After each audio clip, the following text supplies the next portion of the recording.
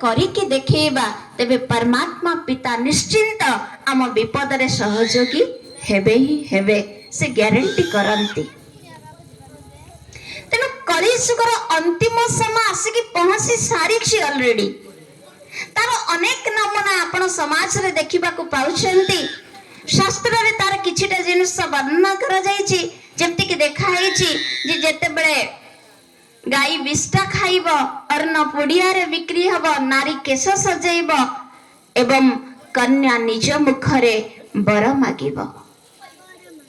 ए सब आपण मान को विस्तार करिवार आवश्यकता नहीं।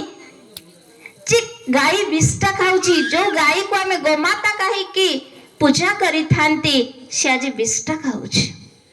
जो अर्ण को एठी सेठी रखिबा पई हमें उचित माने करंतिनी सही अर्ण पुड़िया रे बिक्री होउची। पुड़िया बनै कि ताको बिक्री कर जे कोनसी स्थान को हमें ताको नै कि जाई परचंती जे कोनसी स्थान रे ताको थोई भी पारुचंती। महाभारत रे जणे नारी केश श्रृंगार करिथिला द्रौपदी एते बड़ महाभारत युद्ध हेतिला किंतु आज हमें देखुचे आम घर झिया आम घर बहु जाई पार्लर रे निजर केश श्रृंगार करिके आसुचंती। आ कन्या माने निज मुखरे बर मागिबा कथा तो न कहिले भल। तेणु निश्चिंत ये होछि कलियुगर अंतिम समय आसिकी पहुंची सारिछि। सेथिपाई परमात्मा पिता जने साधारण वृद्ध अनुभवी शरीर रे ए धराधाम को दिव्य अवतरण करि सालेनी 1936 मसियारो।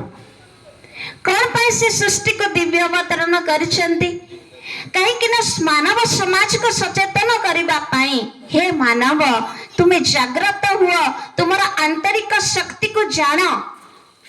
आमे आज पर्यंत आमर आंतरिक शक्ति को जानी नाहंती अजानतरे खाली एठी सेठी आमे खोजी बोलुचंती।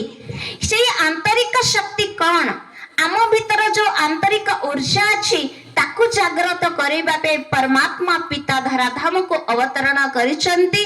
जने साधारण वृद्ध अनुभवी मानव शरीर रे एवं मानव मानकु ही ए श्रेष्ठ ज्ञान प्रदान करुचंती। कहीं कि ना सृष्टि जदि आज बिगड़ीची केवल मानव पाई आ सृष्टि जदि सजाड़ी हब केवल मानव द्वारा ही सजाड़ी हब। कारण मानवर कर्म मानवर संकल्प मानवर बोल मानवर प्रत्येक ठाणी मानी रे ए सृष्टि बिगड़ीची आ ए सृष्टि मध्य सजाड़ी हब।